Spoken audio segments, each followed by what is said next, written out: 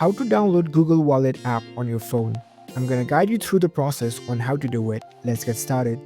Google Wallet is a digital wallet app by Google, and it helps to make contactless payments, store tickets, and manage various types of digital items. So in order to download the app, head over to your Play Store if you're using an Android.